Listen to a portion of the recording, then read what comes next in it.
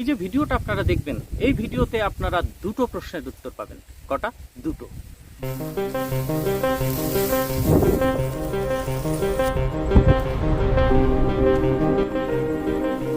আপনারা পিছনে যে ধানটা দেখছেন, এটা আমার একটা পরীক্ষামূলক প্লট। কি পরীক্ষা সেটা আপনাদেরকে জানাচ্ছি। তার আগে বলি, এটা আমি সব থেকে শেষে কিন্তু রোপণ করেছিলাম। তো সবার শেষে রোপণ করে সবার আগে কিন্তু পাচ্ছে। কি ধান সেটা আপনাদেরকে জানাবো। তার আগে এক চক্কর আগে জমিটা একটু দেখিয়ে নিই। এই যে অংশটা দেখছেন, এই অংশেই চলেছে দ্বিতীয় পরীক্ষা। ধৈর্য ধরে দেখবেন, দেখাবো আপনাদের কাছ থেকে। এই প্লটেরই মানে এই জমিটি এখানে দেখতে পাচ্ছেন, এপাশে স্পষ্ট আপনার ডান হাতের দিকের পার্ট, লম্বালম্বি দিকে চলেছে আমার প্রথম পরীক্ষা।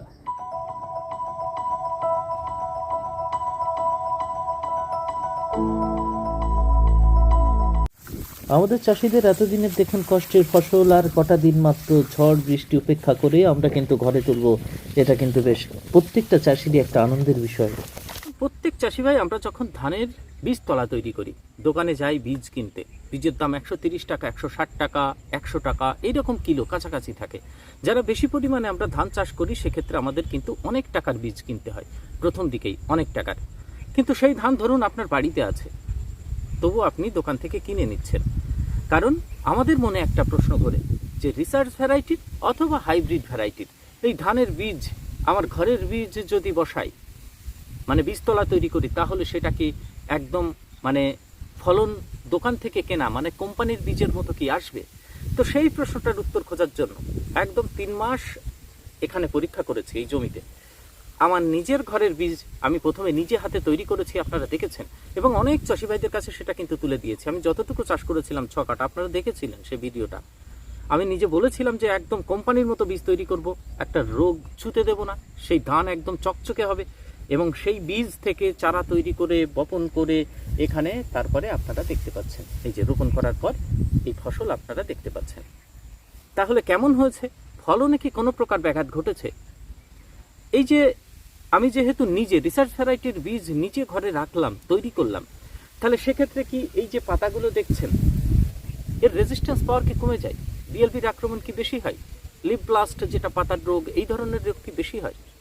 অথবা এই যে শীষের দৈর্ঘ্য, ধানের যে মানে সরু ভাবটা, সেটা কি কমে আসে?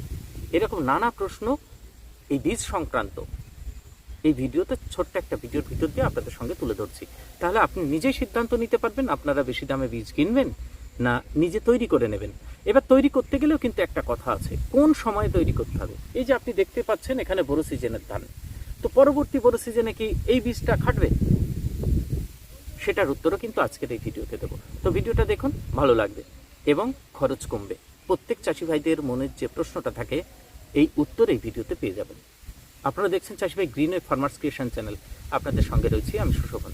কদিন আগেই কিন্তু ধানের একদম শেষ পরিচর্যার ভিডিও দিয়ে কমপ্লিট করেছি। তো এখন আপনাদেরকে ধানের জমি থেকে অল্প একটু দেখাচ্ছি, যে পরীক্ষাটা চলছিল তার ফলাফল আপনাদেরকে দেখাচ্ছি। ভালো লাগলে সাবস্ক্রাইব করবেন, চাষি ভাইদের কাছে শেয়ার করবেন, কারণ সামনেই তো আমরা আবার কি করব, নতুন আউশ, কিছুদিন বাদেই আউশ, তারপরে আবার আমন, পরপর দুটো ধান আবার করতে যাব। আউশ এখন চাষ কম হয়, আমনের চাষটা বেশি হয়। তো সেই ক্ষেত্রে বীজ কিভাবে কি করবেন, অথবা নেক্সট বড় সিজনের বীজ কিভাবে তৈরি করবেন, এই ভিডিওতে সেটা বলছি। প্রথমে আপনাদেরকে বলে দিই এই ধানটা কোন জাতের। এটা হচ্ছে একদম সরু ধান, বাঁশকাঠির মতো, 50-27, দারুণ ফলন হয়। গত বছর 27-28 মণ করে চাষি ভাইরা ফলন পেয়েছেন। আর এই বছর আমার কাছ থেকে তো অনেক চাষি বীজ নিয়েছেন, পুরো 6 কাঠার বীজ আমি করেছি, এবং অনেক চাষি ভাইদের কাছে সেটা কিন্তু ছড়িয়ে গেছে। তো আপনাদের ধানগুলো কেমন আছে সেটা দেখাবেন। এই আপনাদের যে বীজটা দিয়েছিলাম সেই ধানের বীজ এই যে আমার কিন্তু পাকার ভিতরে চলে এসছে, কদিন ভিতরে কাটা যাবে। আপনাদের কি পরিস্থিতিতে আছে সেটা আপনারা জানাবেন। তো এই হচ্ছে আমার ধানের কোয়ালিটি, অল্প একটু আপনাদের দেখিয়ে দিলাম। এবার আরেকটা প্রশ্নের উত্তর হচ্ছে, এই যে ধানগুলো তো পাকতে চলেছে, তো সেখানে আপনারা দেখেই বুঝতে পাচ্ছেন এই ধানের সরু ভাব, এটা কি কমে যায়?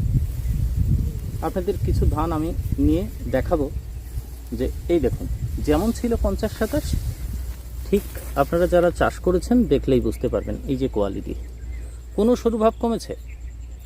যেমন ছিল ধান ঠিক তেমনই কিন্তু আছে। এই যে, তো এই প্রশ্নটার উত্তর হচ্ছে, আমরা যদি রিসার্চ ভ্যারাইটির ধান বাড়ি নিজে বীজ করে নিই তাহলে ধানের কোয়ালিটির কিন্তু কোনো রকম পরিবর্তন হয় না, যেমন ধান ছিল ঠিক তেমনই কিন্তু ধান থাকে। রিসার্চ ভ্যারাইটির কথা বলছি, হাইব্রিড ভ্যারাইটির কথা কিন্তু বলছি না। 2 নম্বর, আপনারা এখানে পাতা দেখতে পাচ্ছেন। পাতা, সত্যি কথা বলতে কি, এটা প্রথম যখন চাপান দিয়েছিলাম, চাপানের আগে মোটামুটি 15 থেকে 16 দিনের মাথায় একবার মাত্র একটাই স্প্রে করেছিলাম ফাঙ্গিসাইড, তাও সেটা ম্যাঙ্কোজেব দিয়েছিলাম আর কার্বনডাজিম দিয়েছিলাম। তারপরে আর কোনো প্রকারের স্প্রে করিনি। এত বৃষ্টি গেল, বাতাস গেল, তবু এই ধানটা, নাবি ধানটাতে কোনো প্রকার স্প্রে করিনি। পাতা, কোনো প্রকারের লিপ ব্লাস্ট নেই, বিএলবি কিন্তু তেমন আপনারা দেখতে পাচ্ছেন না, নেই। খেয়াল করেছেন? তাহলে আমাদের এই যে গাছের রোগ প্রতিরোধ ক্ষমতা, আমি বাড়িতে যদি বীজ রাখি তাহলে এই রোগ প্রতিরোধ ক্ষমতাও কিন্তু কমে না। তাহলে দুটো প্রশ্নের উত্তর পেলেন। এবার কথা হচ্ছে, এই ধানটা আমরা কতবার বীজ রাখতে পারি। এবার একটা কথা হচ্ছে, এই যে ধানটা আপনারা দেখছেন, এটা আমরা কতবার বীজ রাখতে পারি, মানে এই ধান থেকে বীজ, তারপরে বীজ, এইভাবে কতবার আমরা চালাতে পারি। দেখুন, এখন এই যে ধানটা দেখছেন, প্রথমে এর আগে আউশ সিজনে এটা আমার তৈরি করা ছিল, যে বীজটা ছিল সেটা কিন্তু ঘরোয়া বীজই ছিল। গতবারের বোরো থেকে আউশ করে নেওয়া ছিল, সেই আউশের বীজ থেকে তারপরে এইবারের বোরো করা হয়েছে। তার মানে রোটেশন কটা হয়েছে। প্রথমে কোম্পানির বীজ কিনেছিলাম 50-27 পানের, যেটা সেটা হচ্ছে গতবারের বোরোতে। তাহলে সেই বীজ থেকে কি করেছি, সেই বীজ থেকে আউশে চাষ করেছিলাম। তাহলে একবার হলো, সেই আউশ থেকে এবারের বোরো হলো, তাহলে কটা হলো, দুটো হলো। আর একবার আপনি কিন্তু করতে পারবেন, পরে আউশ করতে পারবেন। তারপরে যদি আপনার করতে হয়, এই 3বার রোটেশনের পর আপনি আবার কোম্পানির একটা ভালো একদম ফ্রেশ বীজ কিনে নেবেন। আপনি কিন্তু 2টো ফসল বা 3টে ফসল সুন্দরভাবে তুলে নিতে পারবেন। ফলনে কোনো প্রকারের প্রভাব পড়ে না, রোগ প্রতিরোধ ক্ষমতা কমে না, এবং ধানের কোয়ালিটিও কমে না। ধান তো পেকে গেছে, তো পাতার মাথাতে একটু লাল হবেই, ঠিক না? এই যে পুরো পেকে গেছে, কাটার মতো হয়ে গেছে, দেখেছেন? তাহলে ধানের পাতাগুলো খেয়াল করুন। আর 50-27-এর বৈশিষ্ট্য এই, ওপরে পাতাগুলো বেরিয়ে আসে, আর নিচে ধানগুলো যখন একদম ম্যাচিওর হয়, ধানের শীষগুলো নিচের দিকে ঘুরে যায়। এখানে খেয়াল করলেই বুঝতে পারবেন, কিন্তু সব নিচে ঝুলে থাকে। এটা ফলন, দারুণ ফলন হয়েছে, 25 মনের ওপরে যাবে, যেটা আশা করা যায়। আপনারা দেখলেই বুঝতে পারবেন। আস্তে আস্তে ঘোরাই, অল্প একটু দেখুন, প্যাকটাপ ধান হয়েছে একদম। এই দেখুন, খেয়াল করেছেন? কোনো অংশে কিন্তু কমা হয়নি। আরও একটা বৈশিষ্ট্য পেলাম, এটা মোটামুটি 10 থেকে 12 দিন আগে। এই ধানটা হচ্ছে 47-86, তা একই সঙ্গে রোপণ করা, এটা একদিন আগে রোপণ করা। তাহলে এটা আপনার কিন্তু তার আগে কাটা পড়বে, মোটামুটি 7-8 দিন আগে কিন্তু কাটা পড়বে। এই হচ্ছে 50-27-এর বৈশিষ্ট্য। 110 দিনের ধান, এবং দাম বস্তাতে মোটামুটি 300 টাকা বেশি হয়, 2100-2200 টাকা পর্যন্ত কিন্তু এটা বস্তা হয়। 60 কিলোর দাম মোটামুটি গড় 18-19-2000 এর ভিতরে থাকেই সব সময়। আমার ওই দিকে সুপারি গাছ দেখছেন, ধানের এটা হচ্ছে আমার উত্তরাল, আর ওই সাইডে আছে পশ্চিমাল। এই উত্তর আর পশ্চিম দিয়ে সুপারি গাছ লাগানো আছে হালকা করে। কেমন? কারণ পূর্ব দিক থেকে যখন রোদ আসে, এই উত্তরালে যদি একদম আল দিয়ে সুপারি বসানো হয়, তাহলে কোনো প্রকারের কিন্তু আপনার জমিতে ছাওয়া পড়বে না। আর হালকা লাগালে ছাওয়ার কোনো প্রশ্নই আসে না। বছর শেষে কিন্তু গাছে যখন ম্যাচিওর হবে, সুপারি ধরবে, কিছু টাকা পাবেন। উত্তর আর পশ্চিমালে আপনারা কিন্তু এটা বসাতে পারেন। একটু কাছে নিয়ে যাই, সুপারি গাছটা একটু দেখাই আপনাদের।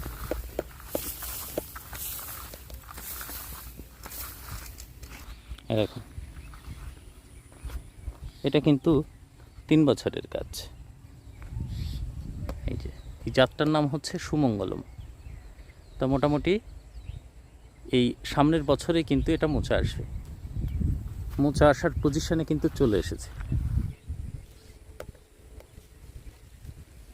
এটা গাছটা দেখুন কত ছোট, গোড়া দেখেছেন? গোড়া, এই দেখুন গোড়া, দেখুন ওর পাশেরটা দেখুন। এইভাবে কিন্তু আমার সব সুপারি লাগানো আছে। মানে বর্ষাকালীন একটা মিনিকিট করেছিলাম, NP 9776, অনেক চাষিভাই আপনারা এখনও পর্যন্ত সেই ভিডিওটাতে কমেন্ট করছেন, অনেক চাষিভাই দেখেছেন। তো এই যে নতুন বর্ষা মিনিকিট ধানটা ব্যাপক পরিমাণে ফলন হয়, মিনিকিট কিন্তু ফলন বেশি হয়। তো তার আর একটা পরীক্ষা এই জমিতে কিন্তু দেখতে পাবেন, ওই পাশে অপর অংশে আছে, সেটা আপনাদেরকে দেখাচ্ছি। তো সেটা কি, সেটা ছিল আপনাদের প্রশ্ন ছিল বর্ষাকালের ধানটা, বর্ষা মিনিকিট বড় সিজনে কি হয়। আরও আর একটা করার আমার কারণ ছিল, কারণ ওখান থেকেই আমি কিন্তু নেক্সট যে সামনে বর্ষার সময় আসছে তার বীজটা তৈরি করার জন্য আমি কিন্তু ওই ধানটা করেছি। চলুন এবার সেটা আপনাদেরকে দেখাই। ওই ধানটা কিন্তু এর থেকে একটু লেট হয়। কতটা সময় লেটে আসে ধানটা দেখলেই আপনি বুঝতে পারবেন। এটা পেকে গেছে আর ওটা কেবল বার হচ্ছে, সে NP 9776। তো বর্ষাকালীন ধান বড় সিজনে করে এখানে কিন্তু পরীক্ষা করছিলাম। দেখতেই পাচ্ছেন আপনারা, এই যে কেবল শীষটা কিন্তু বার হচ্ছে। চলুন ওখানে বেশি বেরিয়েছে, ওখানে আপনাদেরকে দেখাই। আর এই পাশে হচ্ছে এই যে ঘরোয়া বীজ আমাদের মিনিকিট পেকে গেছে, সম্পূর্ণ কিন্তু পেকে গেছে। একটু স্টিকটা বাড়িয়ে দিয়ে আপনাদেরকে দেখাই, দেখেছেন?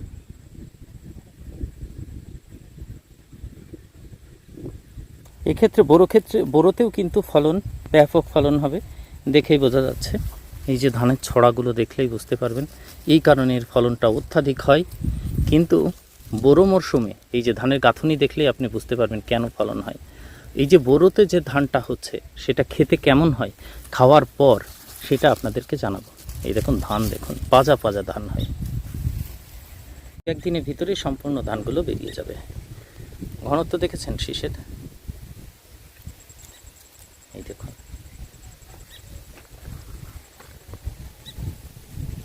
এও একটা উচ্চ রোগ প্রতিরোধ ক্ষমতা সম্পন্ন, না বিএলবি লাগে, না ঝড়ে পড়ে, একদম গোড়া ভীষণ শক্ত হয়। ভালো থাকবেন, পরের ভিডিওতে দেখা হবে। সম্পূর্ণ ভিডিও দেখলেন তার জন্য অসংখ্য ধন্যবাদ।